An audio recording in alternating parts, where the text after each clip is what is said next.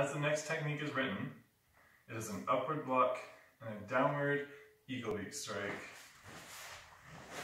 simultaneously. That's dumb. This striking down is asking for a broken finger. The argument will be made that it's a category completion. We do it upward in raking mace. We do over the head in long form 2. We do another terrible strike, inverted in obscure claws. That one's also garbage. But I do post-structural theory, so I have no time for like coherent structures anyway. I'm going to make this argument simply based on the form itself, so internal consistency, not worrying about the sort of conspiracy theory of category completion. Our first technique is about rotation and backup mass. Our second technique is about rotation and backup mass. We're going to see later our fourth and fifth techniques are about rotation and backup mass. There is no reason this technique should be about rotation and gravitational marriage. No, gravitational marriage is the threes. So, if we think about this form instead as being about rotation and backup mass together and double strikes that capitalize on that, and I'm going to show you all those other things we've been discussing, this makes much more sense as an upward block and a horizontal eagle beak strike, similar to, say, parting wings or darting mace. Our center can still drop as we turn. And in fact, we learned with the ones that as you step back, you have to fall through that foot and your center will drop. So that's okay. And we can learn our wide kneel. That's a useful stance to learn. We're going to use it much more in long 2, and it's sort of teaching us to be ready for long 3, which takes place almost entirely in that stance at the end of every technique.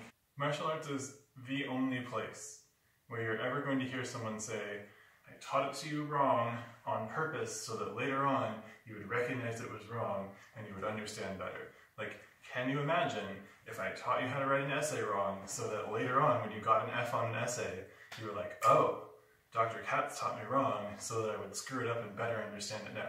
Like, no. I'm not going to teach this wrong. I'm going to say, how do we think about the internal consistency of the form and actually execute it properly?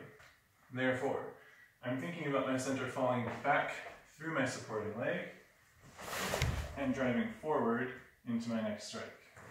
At the same time, I'm thinking about the rotation that mandates in my back foot. I'm not thinking about my foot turning, I'm thinking about my center falling back and forward, which will necessitate that foot to turn. And then I think about not moving my arms in opposite directions, but how do I use my center to launch my arms in that motion? So thinking about my block, I just let go of this arm. That rotation, with a kind of swooping drop, can launch my arm. And, funnily enough, that rotation, with that kind of swooping motion, can launch my other arm. I don't think I can launch it down, but it can certainly launch it out. Rather than practice it wrong, let's think of it as an upward block and a horizontal middle knuckle strike. We're using our center to launch those motions if we're on the inside, once again, and we have to be for the execution of the technique. If I'm blocking their arm here, and I'm striking here, I can't be outside of them because then they would be over here. So I'm on the inside, presumably underneath a looping overhead punch, or, once again, offensively, this is my favorite technique for blitzing.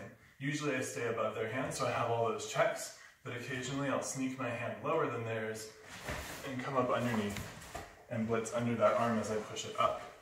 So controlling that arm, first with my elbow, then on their elbow, and punch underneath.